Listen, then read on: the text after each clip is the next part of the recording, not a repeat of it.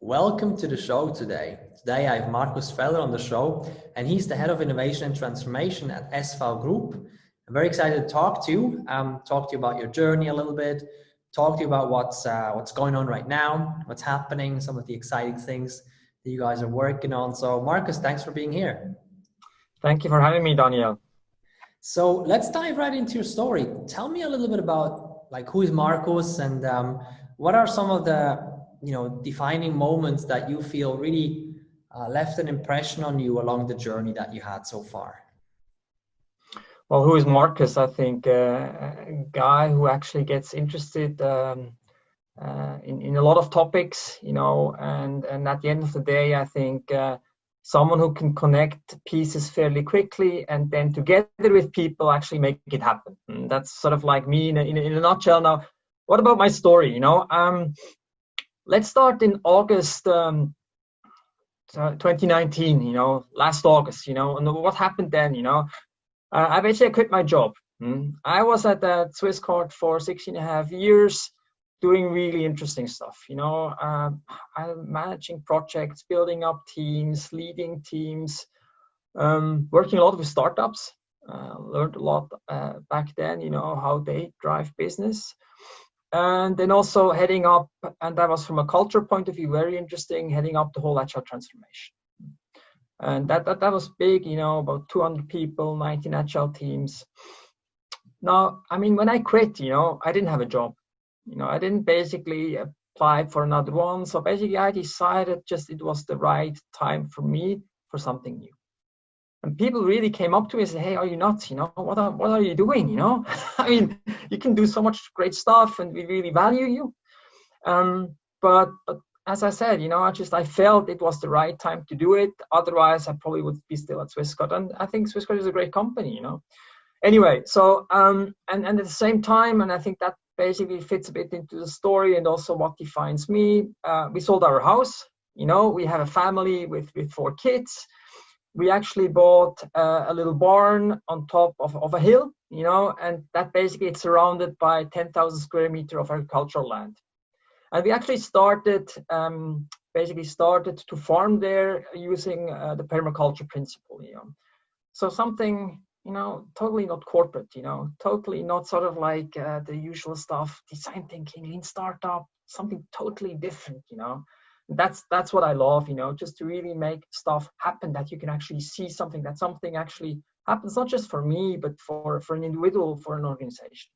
So now 2 months down the line, 1 month down the line, I basically had 3 offers on the table out of my network. And then eventually I decided to actually join SV Group.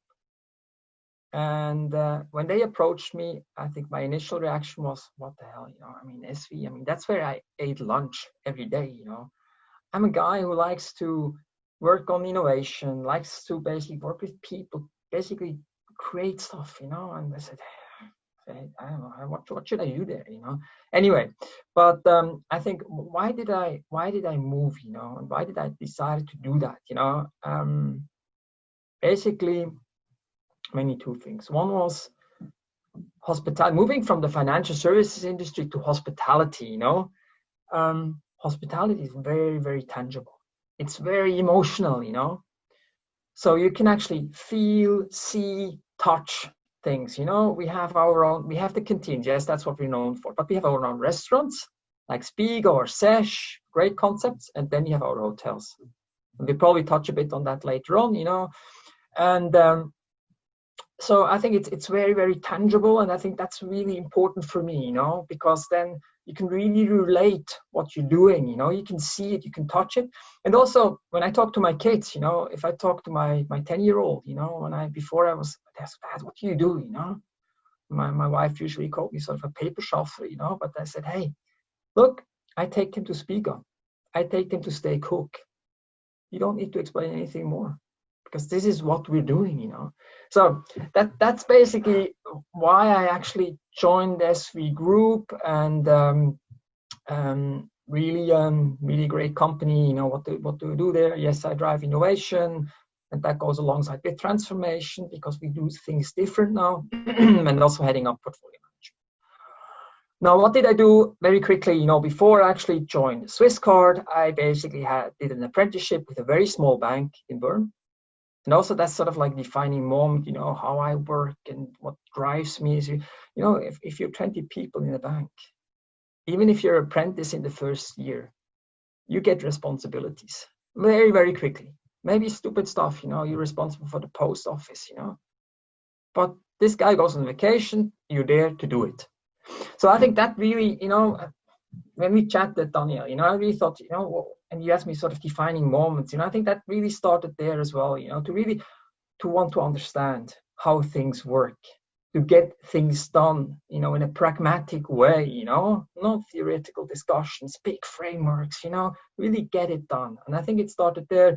What I did then there, I left the bank after 5 years, then studied, and then joined consulting. Back then, I again didn't have a clue what consulting was all about. People told me, hey, this is great, you know, it's Deloitte, they send you to the States, do it. I said, okay, I'll do it. And then I think from consulting I went to join Swisscard. So basically that's my story. And also, you know, when I reached out to you, you know, I said to you, you know, I think maybe that story might be interesting, you know, we'll touch on that, you know, a guy, you know, having worked in a financial services industry, you know, which has its like environment, and then all of a sudden quits its job, you know, doesn't have a new job, does all the other stuff beside it, and then joins hospitality. Total different environment, you know. And I think that's how I actually, you know, hooked up on you with LinkedIn. Said, hey, is this interesting for you? Is this interesting for your audience? Then we chatted, and we thought, yeah, let's do the interview. Here we are. Yeah, and I'm grateful that we are here because I love these stories. I love these because obviously I love these stories of change and transformation. And for me, it's not just about organizations or innovation. For me, it's a lot about people in that sense, about people, transformation within people, you know, in the outside, I mean, people on the outside and the inside. So I love this topic very, very much. And what I want to really dive into is, we've already touched upon, I want to talk about innovation, but I want to really talk about what I call human-centered innovation. And you can replace human with customer, user, employee, whatever. Yeah, you can fill in the blank there in a sense. But I want to talk about this topic of human-centered innovation. First of all, I want to hear your perspective on it. Now, I don't believe there's a truth. I believe there is a truth for an individual or a group, but I don't believe there's an absolute truth for something, because everybody has their own perspective. So I love hearing people's perspective on things. So first of all, I want to hear like this topic of, you know, putting the human in the center, human centricity, customer centricity, whatever you want to call it. Do you believe it's important, and how important is it, and why? And if so, then why do you think it's important, or why do you believe maybe something else would be more important? Let's talk a little bit about that. Talk to me about human centricity and innovation. Very, very good topic. Something that I'm very close to now here at SV, you know. And I think it goes for me as well, you know. I think we like solutions. And we like, you know, just, there's a cool solution out there, you know, there's a cool startup out there. And I think we've all done it, you know, and basically just we went for the solution. And just give you an example, you know, and we through now that crisis, you know, I think which in our industry, it was really tough, you know, we were hit hard, you know. So all of a sudden we realized, you know, that, hey, people are no longer coming to us to eat. So we need to go to them. So, and I think I told you the story, you know, we basically said, hey, okay, then let's talk delivery. So basically we serve huge corporates, you know, these employees are no longer in the canteen, so they're at home. So I said, hey, let's just create a more flexible model that we can actually service people who actually sit in the home office.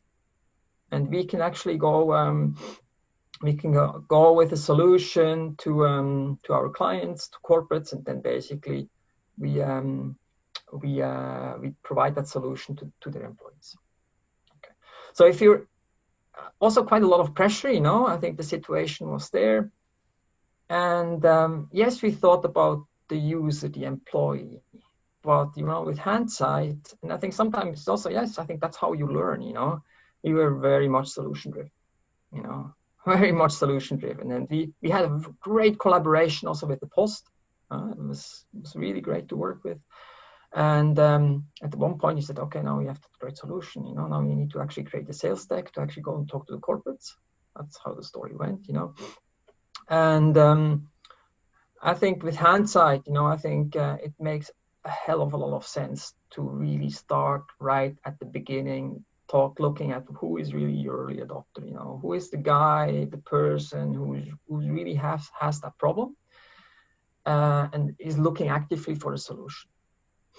And we also then went back to the drawing board, and basically, even though we had this, we went back and actually now looked at it again.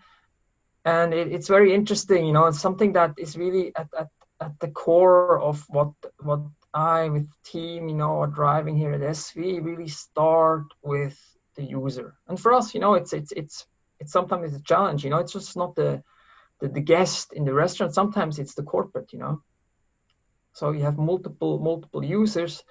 And I just, I ran an ideation session yesterday, where we really started with, what is that persona now, and again, it sounds so sort of like methodology, but you don't need to do it that way. You can do it very, very easy, describe it. What are the gains? What are the pains? But do it very, very fast paced.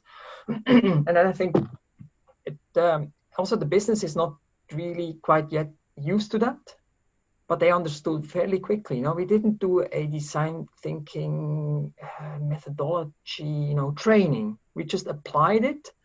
And I think what is really important, is yes, actually we did this yesterday for 2.5 hours. Then I told the guys, okay, now we thought about this persona. We thought about their gains and pains. Hey, now we actually go to the restaurants. Now we're actually going to go and talk to these guys, and basically find out, does Sergio, really has that problem? Does they really do they really have that that gain? That what they're looking for? To really, not just do a theoretical concept, but really go talk to people fairly quickly, And I can tell you my experience when I also was fortunate enough to spend some time at this school at Stanford. That's where that whole thing, basically almost like was founded, or where basically it was created, it was very inspiring. And there for me, that was 4 or 5 years ago, It felt really awkward, to go out onto the street and talk to people. It felt awkward, because it's something that back then I think was not really used to, And we did a second exercise with a good colleague of mine, similar, but in Horgen, where we tried to improve sort of the ferry experience from Milan to Horgen. So again, we did a very quick exercise in meeting, but then we actually went onto the ferry.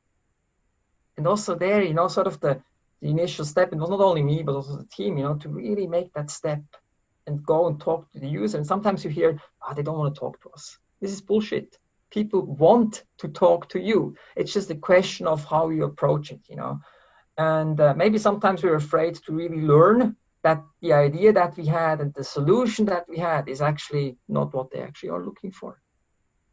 And I think I had sort of my sort of eye-opener, also defining moments, is when I met great entrepreneurs. I worked with people who actually founded incubators, accelerators, work a lot with startups.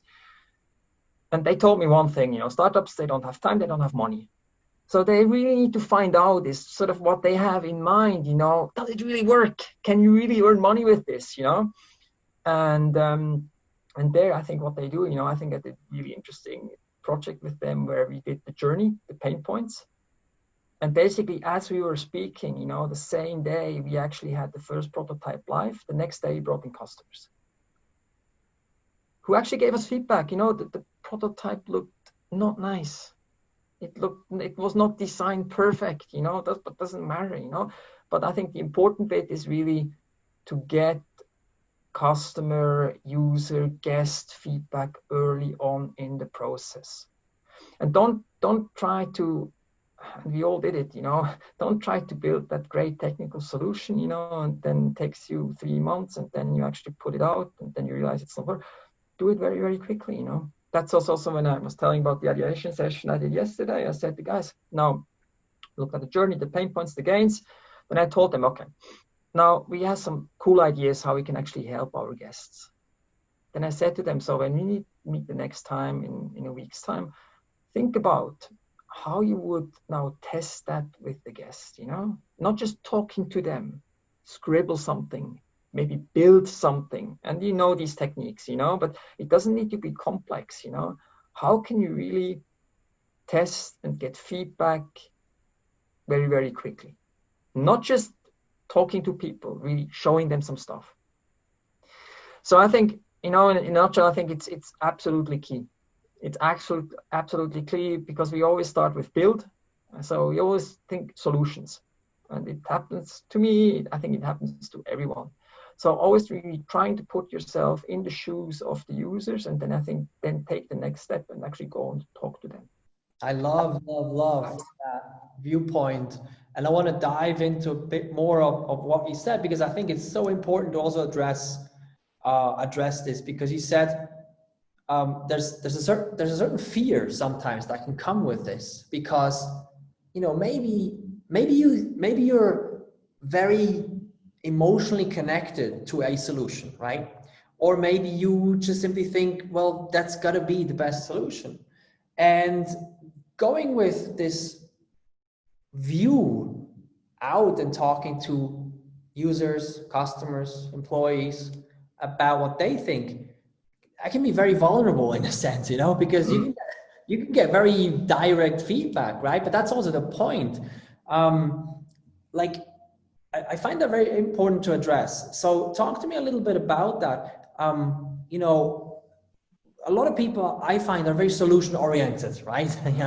Okay, we want to get to the solution, which I think is fine. But at the end of the day, like if the who is not very well defined, like the what, the solution may not be incredibly valuable at the end of the day, no matter how it looks like. So talk to me a little bit about how do you deal with this fear, or this objection of saying, okay, we have a solution, we think it's great, we haven't tested it, we have sort of feedback from people, but there's still a lot of unknowns, which, as you know, when you try to clarify these unknowns too late, that can be incredibly expensive. So talk to me a little bit about how do you handle that? Well, personally, I think for me, I'm advocating for that. I think it's not something that I need to be convinced anymore, because I've gone through multiple cycles, and I had that, I don't know, I was fortunate enough to see really various aspects. I saw the school, how they do it there. I talked to entrepreneurs, saw how startups do it. I think my main aim now, together with the team, that we have here, is really to co-create and to inspire others. And how you do this, and that's just one topic. General, how transformation works. You can put them into a training. You can put a keynote speaker in front of them. That's nice, but I tell you, the next day it's gone. Operational disc. The only way people, and that's just my experience, and people will really start believing it. They will apply it if they can be part of it. And you don't push it on them, You don't basically sell them a story, but you try to actually take them along. What I did, and that was really, it was really amazing, when just coming back to the ideation session we did yesterday, to really see, these people, they didn't go through training, but I just explain them in very easy words, and basically be also very open, basically, hey, look, it happened to me before, I was thinking way too much in solutions, and I think to be, as what you said, when do you build trust? And trust is essential, also working with teams and building high performing teams. It's when you also it depends a bit how you know the group, but when you also show actually talk about mistakes and actually be vulnerable, only by that, and this is stuff that just, I again was fortunate enough to work with very inspiring people, a coach that was really just focusing on how can you actually do transformations, and really get people on board, and he basically taught me one thing, in order to do that, I think you really have to build trust. How do you actually build trust? I think show that you also, you fail, that you are vulnerable, you expose yourself, and let the people experience it, and I think for me, it's because it's just recent, it was just really great to see, that we had two groups, they actually worked on two personas, two journeys, and then even the guy who actually was a bit more experienced, because I've done another session last week with them, the guy was a bit more junior, he actually said to his, I think it's even his boss, he says, yeah, but hey, you know what, this is very much, this is how we usually do it, this is basically the solution. But I think we should more think about Sergio, So, and I think this is really, so these are the moments, when, again, it's done in a very, it's hard to describe, you need to experience it, but it's really when you really see that, hey, people get it. People get it, and they start discussing it. They're also very, very open about it. They give feedback. Doesn't really care about hierarchy, I think. And I think that's how do we do with it, and how do you actually now drive this forward? I think you need allow the people to experience it, to be part of it, and then also be open, I also ask about, does this really make sense to you guys, and does this help you, because it's not something that I'm doing for myself and then I want to have the platform say, hey, now we actually did that all great stuff, no, it's actually we do this together. And again, sounds very boring, stock standard, but it goes back to sort of, how do you take people, and you ask me this, how do you bring people along to the journey, and I think I'll maybe go a bit into that, I think it all, you asked me, also in the chat, what is your playbook? And I thought about this quite for a long time, because I don't really have a playbook. It's a lot of intuition. And how was that intuition built? I think it's about built on experiences, it's built on failure. And for maybe really just mention 3 points, I think for me, what is absolutely key is that you listen. And it, again, sounds so logical, but how many times have you experienced a situation where someone was talking to you and you were already thinking about what you will reply to this guy? Then you're not listening, I think if you really want to understand what is happening in an organization, then you need to put your agenda on the side and you really need to listen. Having 5 women at home, I can tell you, it's I have a lot of practice with this, and I think once you really genuinely listen, then you also know where is the organization ready for a change. I don't believe in that overall arching corporate transformation program and then you transform the whole organization at once. It's not gonna, that's just my experience. It doesn't work, because the organization have subcultures, or sub bubbles, and you need to find the bubble, the cultural bubble that is ready for the change, who wants to come along, and there I think what you then do, is really you start, as I explained before, you start with them, you really start with them, you co-create with them, and it's really my personal experience but then they learn how you actually work, and I think it's important that they see that, this is now, and it happened to me also here when I started at SV, oh no, this guy's coming from financial services industry, doesn't have a clue about the industry, his title is head of innovation and transformation. What does he do, but then if people then realize that, first of all, you listen, second of all, you really help, they see you getting your hands dirty You know, give you an example. Negotiate a contract. We realized, you know, that we need an established tech partner, you know, and they didn't really know how to. So I just did it, you know. I basically went out, talked to my contacts. We actually brought them in. We selected them. So people realize, hey, this is not just like 10,000 above sea level methodology, theoretical stuff. No, Markus is really getting in there, and actually together we do it. And then I think what that does over time, it builds trust. It builds trust, you know. And then I think maybe the last step, and I know we now left the topic of user-centered design, but I think it's just one element, you know. It's also a transformation. How do you bring this into an organization, you know? I think the last element is absolutely key to me, you know. I think I'm not only working on one initiative, I'm working on several initiatives, and for me it would be very easy just to walk to the executives or to the senior manager and talk to them about what great job we did, you know.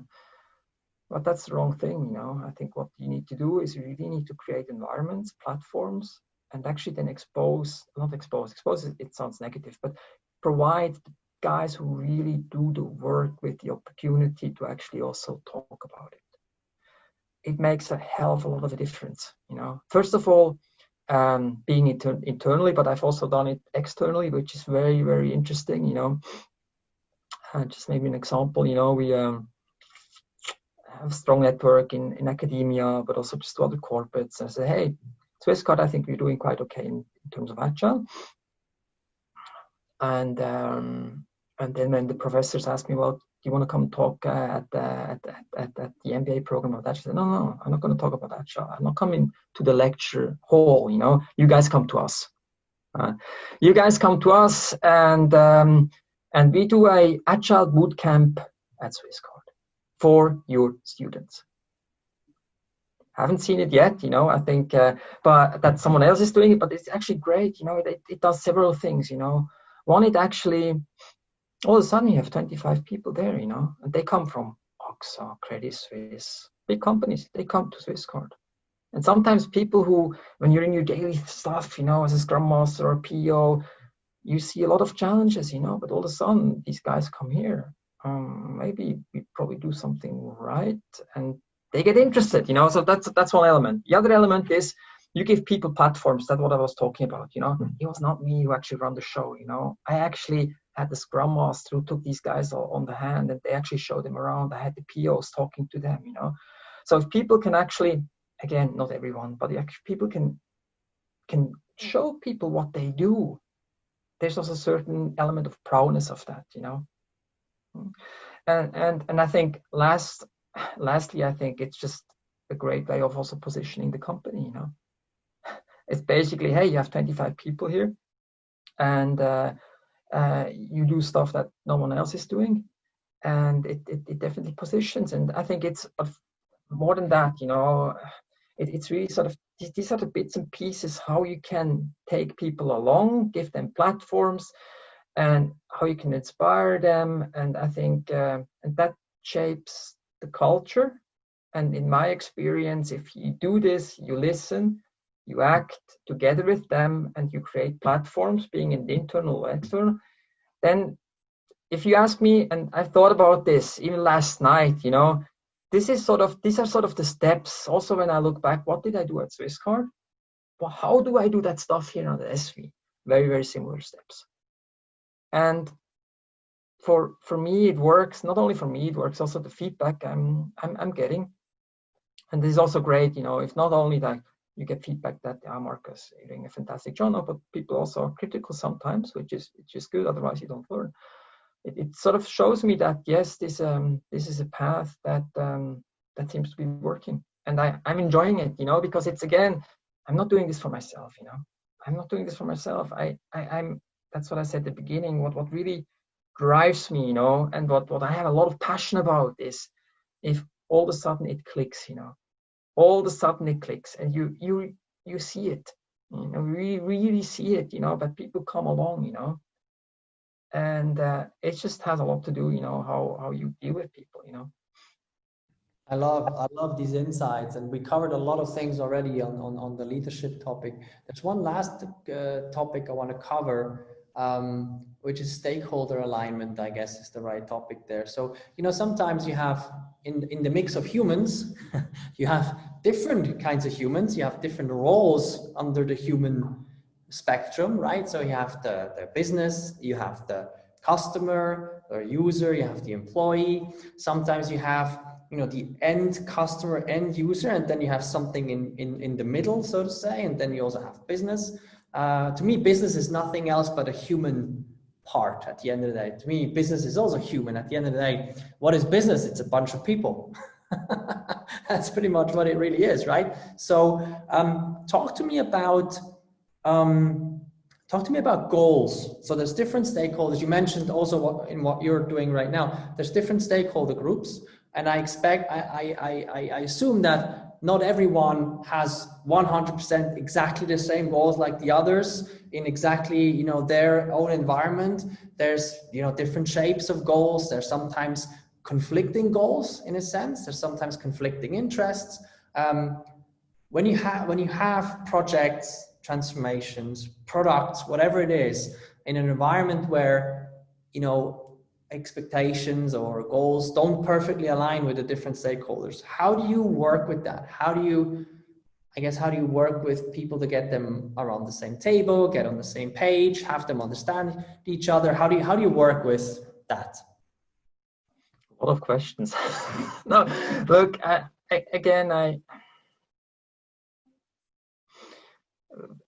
using an example, you know, I think that illustrates this and also makes it probably also for the audience a bit more tangible, you know.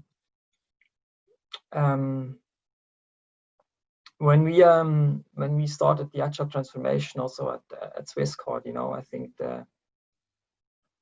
and not everything was perfect, no, by far not, you know, but I think back then let's call it the business, you know, was not really buying into it.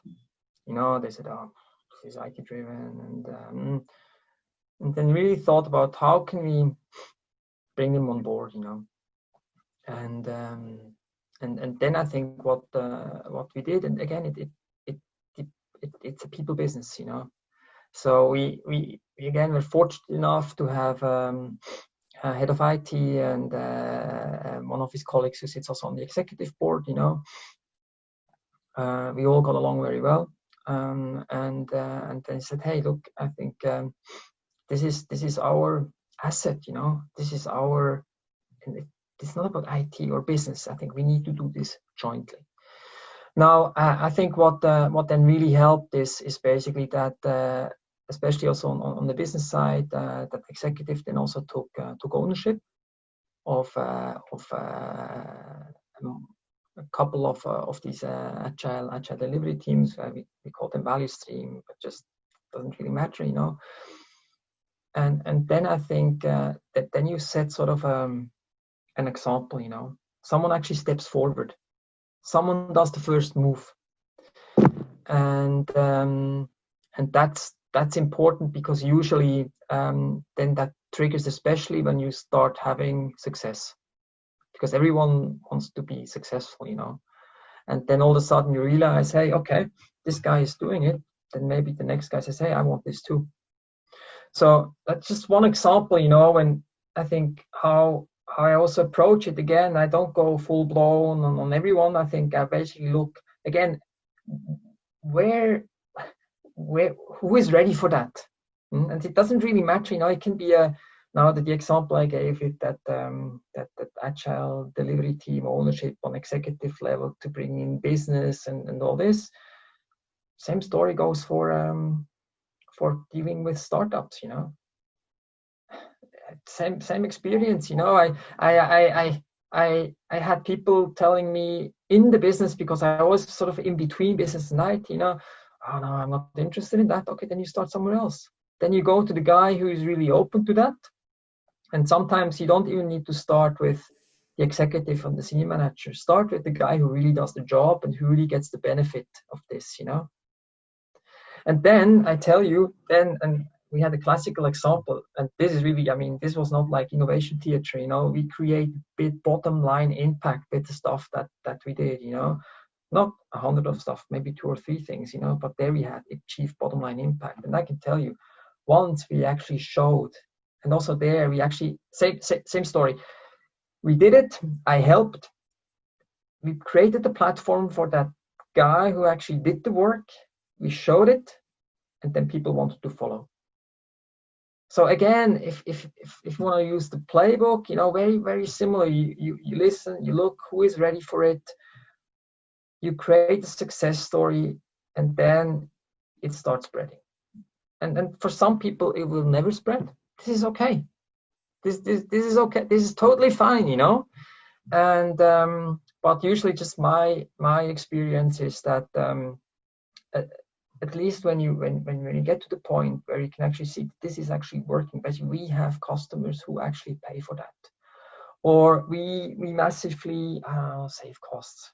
If there's a tangible, and that's how still business works, you know, and then people want it too, and they want it fast. Then all of a sudden, you know, that, and it happened to me, you know, all of a sudden, then everyone wants it, you know. And then I think you have to be cognizant, and I think that's really maybe one thing I want to mention about transformation. It takes time, and I'm not the most patient guy, you know, and it takes really time, because you cannot expect that an organization that was ticking for the last 5 years in a certain way, and it ticks in several ways, that all of a sudden, just because you're here, they tick differently, you know. So you have to be patient. You really have to be patient. Maybe last example on that one is when I came here, I asked, because I have portfolio management with me, I said, well, how do you do portfolio management? You know, the first thing they handed over to me was a 50-page PowerPoint document, and they put a lot of effort into that. Then I actually took that deck and I put it on the desk of some of the executives, and I asked them, what do you do with it? And they were quite open to me, you know. And on top of that, we also did some bottom-up Excel-based resource planning thing. Then I asked another person in the organization, well, has ever been a decision taken based on this? Have we ever stopped a project due to that? The answer was not really. Okay, then stop doing this, you know. So what did we do, you know, is we just put the portfolio on the wall, you know. Very simple. I need to see it. You have the process on top of it, innovation process. Then I said, okay, and then we just have a very simple one-pager per project. We saw what's the status, what's the progress, what's the risk, what's the budget. You have 3 colors, and it's open, you know. It's that's where when you enter SV, it just hangs there, you know. It's a huge wall, you know. And then it's really interesting what happens, you know. Well, people stop, you know. They look, they discuss.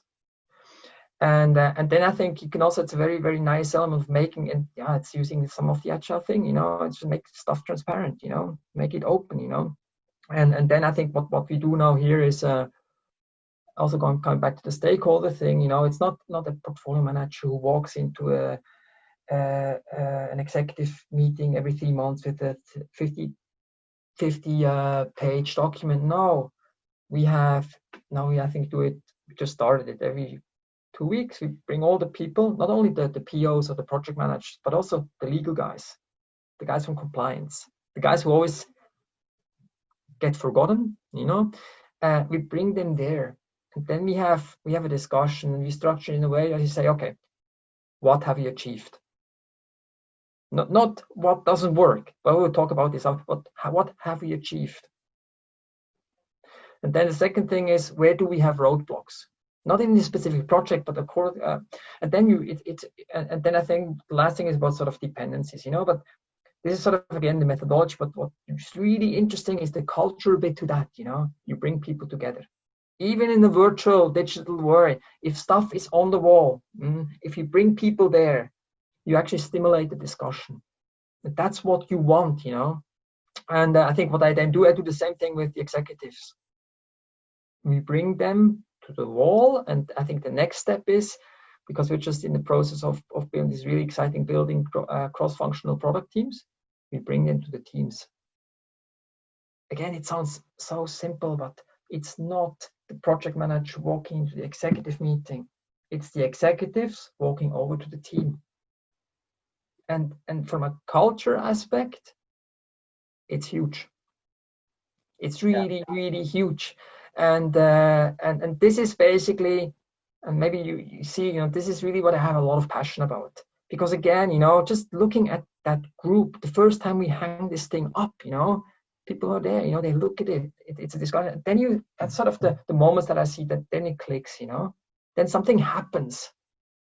And it's not perfect, it will take us a couple of months, if not years, to really get this, up and running and in a way that we want it, but it's start, and you start doing things differently and you take people along, I love that.